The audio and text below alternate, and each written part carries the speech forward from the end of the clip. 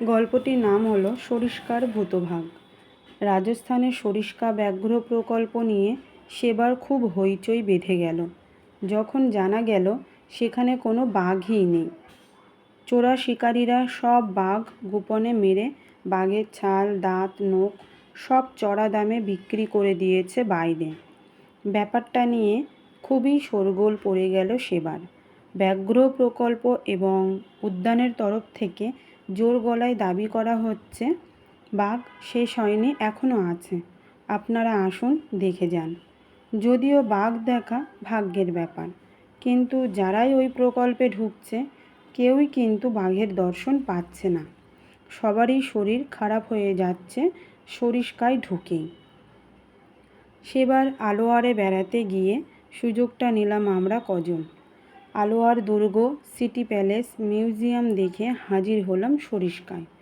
আলোয়ার থেকে মাত্র ৪২ কিলোমিটার দূরে এই বিখ্যাত সরিষ্কা। আরাবল্লীর স্নেহের ছায়ায় মোড়া এই জাতীয় বিশাল উদ্যানটি। পাহাড়ে আছে চড়াই উতরাই উপত্যকা আর ঝর্ণা, রয়েছে নানা জাতের গাছপালা, জঙ্গলে আছে বাঘ, চিতা, হায়না, বনবিড়াল, সম্বর, চিতল, নীলগাই, চৌশিঙ্গা, শিয়াল, বানর, বুনো শুয়োরের বনমোরগ, বুনো কুকুর ও নানা জাতের অসংখ্য পাখি যথা কোকিল, ঘুঘু, কাঠঠোকরা, পেঁচা, শকুন, বুলবুল প্রভৃতি। এখানে আছে প্রাচীন দুর্গ ও প্রাসাদের ধ্বংসাবশেষ এবং রয়েছে প্রাচীন রাজাদের শিকারের জন্য বিখ্যাত একটা প্রাসাদও। টিকিট কেটে ভিতরে ঢুকি। হাতিতে চড়ে ঘোরার ব্যবস্থা আছে। বিশাল এলাকা জুড়ে এই উদ্যান।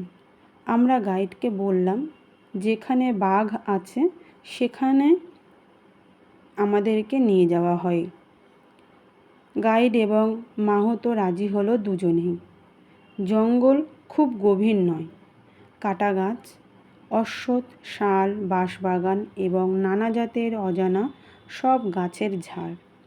জলাশয়ে আছে প্রচুর মাছও, আছে নানা জাতের বিষধর সাপও, বিদেশি পেলিকেন, বালি হাঁসও, নানা জাতের পাখি দেখতে দেখতে এগিয়ে চলি আমরা। নানা জাতের পাখি এবং গোটা কয়েক হনুমান ছাড়া তখনও পর্যন্ত চোখে পড়েনি কিছুই। গাইড কিন্তু বন্দুক হাতে আশা দিয়ে যাচ্ছে, জরুর কোই না কোই অ্যানিমেল আয়েগা হামারা সামনে। হঠাৎ এক সময় ছুটে পালিয়ে গেল একদল চঞ্চল হরিণ আমাদের দেখে। এবার হাতি ঢোকে বাঁশবাগানে, বাঘেদের প্রিয় স্থান। মাথা নিচু করতে হলো বারে বারে। জনা কয়েক সাহেব মেমও আছে আমাদের সঙ্গে। দুই একটা সম্বর চোখে পড়তেই ক্যামেরায় ক্লিক শব্দ উঠল। পাখির কিচিরমিচির আর বানরের হুফহাপ জঙ্গলকে সচল রেখেছে। ঘণ্টা তিনেক হাতির পিঠে চড়ে ঘুরছি, হাত পা অবশ হবার জোগাড়। একটা জলার ধারে থামা হলো। হাতির পিঠ থেকে নেমে কোমর পা সব ছাড়িয়ে নেওয়া হলো। কেউ কেউ সিগারেটও ধরালো। মাহুতো বলল এই জলাশয়ে বহুবার সে নাকি দর্শকদের বাঘ দেখিয়েছে, কিন্তু আজ তো চিতা বা শুয়োরেরও দেখা দিচ্ছে না। কি হলো কে জানে। বিকাল হয়েছে, সন্ধ্যা হতে আর দেরি নেই জঙ্গলে। এখন আলো আঁধারি অবস্থা। গাইড এবার আমাদের হাতিতে ওঠার জন্য অনুরোধ করল। নাসিবে নেই কী বা করা। দৃশ্যতই হতাশে একে একে হাতির পিঠে উঠতে থাকি আমরা। আর ঠিক তখনই সেই জলাশয়ের পাড়ে বটের তলায় শোনা গেল একটা খসখস শব্দ। তারপরে মুহূর্তের মধ্যে কেটে গেল অঘটন। হোয়াং করে প্রচণ্ড একটা গর্জন করে লাফিয়ে পড়ল শয়তানটা। সবার পিছনে যে উঠছিল সেই গাইড লক্ষ্মণের ঘাড়ে। ছিটকে গেল তার বন্দুক এক ধারে। তারপর এক ঝটকায় পিঠের উপরে ফেলেই অদৃশ্য হয়ে গেল শয়তানটা। হৈ হৈ করে গাইড হাতিকে নিয়ে গেল সেই দিকে। সাহস করে আমরা সবাই এবার নেমে পড়ি হাতির পিঠ থেকে। তারপর হইচই ফেলে দিই। বন্দুকটা কাছেই পড়েছিল, সেটা তুলে নিয়ে গুরুম গুরুম করে শূন্যে দুটো গুলি ছুরি। বন্দুকের গুলির আওয়াজে হাজার পাখি উড়ল আকাশে।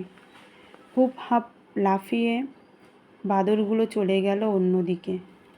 বেঁধে গেল হুলুস থুলুস কাণ্ড। সাহস করে এগিয়ে গিয়ে দেখি চিত হয়ে শুয়ে আছে গাইড বটগাছের তলায়। কাছে যেতেই সাহস পেয়ে উঠে বসলো গাইড। লাগেনি তো? গায়ে হাত দিয়ে দেখি।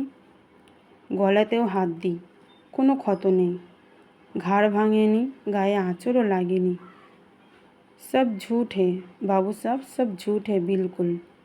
বলতে বলতে বন্দুক দিয়ে হাতিতে উঠে পড়ে গাইড এবার সবার আগে।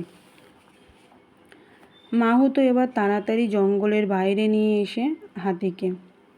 সন্ধ্যার জঙ্গলকে বিশ্বাস নেই, কখন যে কি ঘটে বলা যায় না কিছুই।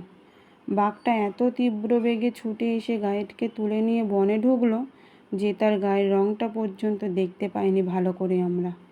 তার উপরে গাইড অক্ষত। এ কী কাণ্ড! এও কি সম্ভব? বাঘে তুলে নিয়ে গেলে অথচ শিকার অক্ষত।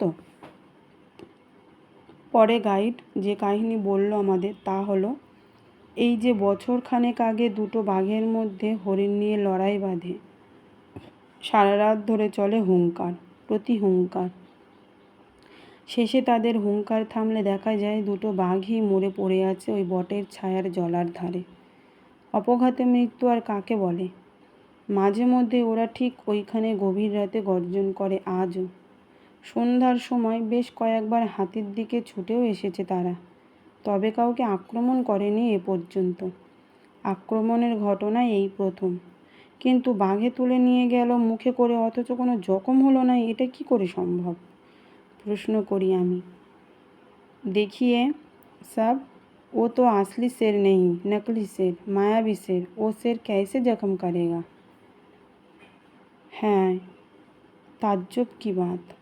शेर भी भूत बनता है?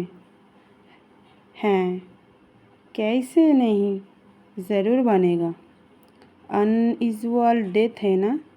সাহেব মেমদেরও বুঝিয়ে বলি ভূতের ব্যাপারটা, ওরা তো হেসেই বাঁচে না। তবে বিকালবেলায় টাকা পয়সা হাতে আসার পরে মাহুতো এবং গাইড দুজনেই স্বীকার করতে বাধ্য হলো সেই সরিস্কায় বর্তমানে কোনো বাঘ নেই। চোরা শিকারীরা সাবার করে দিয়েছে সব। অবশ্য ওই বাঘটা কোনো বহুরূপী কিনা তা কিন্তু সঠিকভাবে জানা গেল না। ওটা নাকি বাঘের ভূতই, আর ওই বাঘের ভরসাতে ওরা বাঘ দেখানোর গল্প চালিয়ে যাচ্ছে সরিস্কার বনে কয়েক বছর ধরে।